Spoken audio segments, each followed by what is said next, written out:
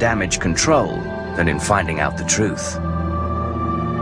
What our government did in the name of secrecy to these individuals is absolutely shameful. According to these airmen, they soon became unwilling participants in a government cover-up. Initially, the investigation followed standard military procedure. Deputy Base Commander Charles Holt, himself a witness, began debriefing the airmen who'd reported seeing the craft. I had no choice. I couldn't ignore it. There were so many witnesses and so many people at so many different places. John Burroughs, who claimed to have seen the UFOs on both nights, says his interview was straightforward. He took our statements, kind of looked at them, said it was really a wild thing, and there's really no explanation for what's going on, and that's how it was kind of left. Others, like Sergeant Jim Peniston, say that things began to get heavy after their meeting with Holt. 2 weeks after his initial interview, Peniston was called for another debriefing, this time with a high-ranking team of investigators from the OSI. The OSI is the Office of Special Investigations. It's, how shall I say, the discreet police is one way to put it. And they are there to police the US Air Force. And they can actually walk into an office of a general and, you know, even arrest him, if you like. That's how powerful they are. When Peniston entered, the mood in the room was ominous. He began giving his statement and offered the investigators sketches and notes of his encounter. According to Peniston, the rest of the interview is a blur. To this day, he has difficulty recalling precisely how the OSI extracted information from him. They took extra steps to make sure I was telling the truth. Sodium pentothal. I'm sure I gave a release for that.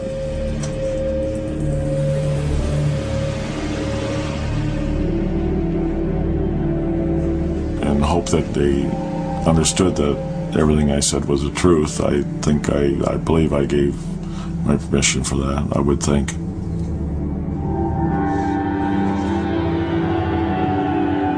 In Peniston's view, the military's investigation took a sinister turn as more men were called in for questioning. Shortly after the event, Sergeant Adrian Bustinza, who had accompanied John Burroughs to the field, was taken to an underground room for questioning. Even now, Bustinza refuses to speak publicly about the events of that night. Investigative author Georgina Bruni claims to have spoken with him. They said to him, look, you know, what you saw was a light from the local lighthouse. And he said, no, I saw much more than that. It was more than that.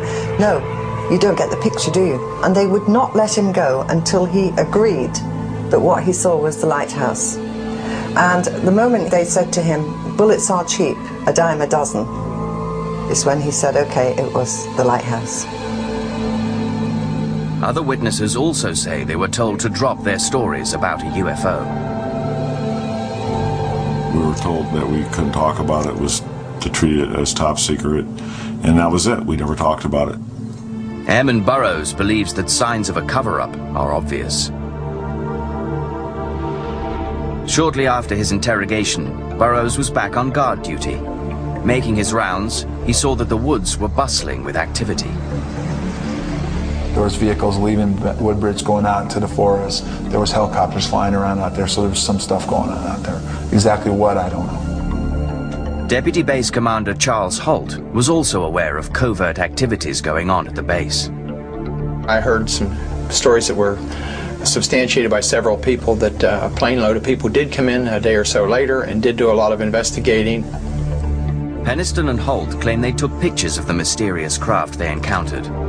But when the prints came back from the base's photo lab, they were blank. The pictures were whited out, most of them.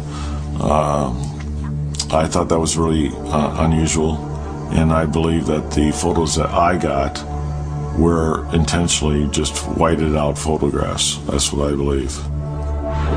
Even Lieutenant Colonel Holt, the highest ranking eyewitness, believed he was being kept in the dark by the authorities. As the investigation continued, he was asked to type up a memo based on his interviews with other witnesses and submit it to his superiors. Holt's understanding was that the document was to be shared with the British government. Holt submitted a memo entitled Unexplained Lights. He wrote, "The individuals reported seeing a strange glowing object in the forest. The object was described as being metallic in appearance and triangular in shape." It was not a definitive report. Many of the details were missing or incorrect, and the descriptions at times were vague.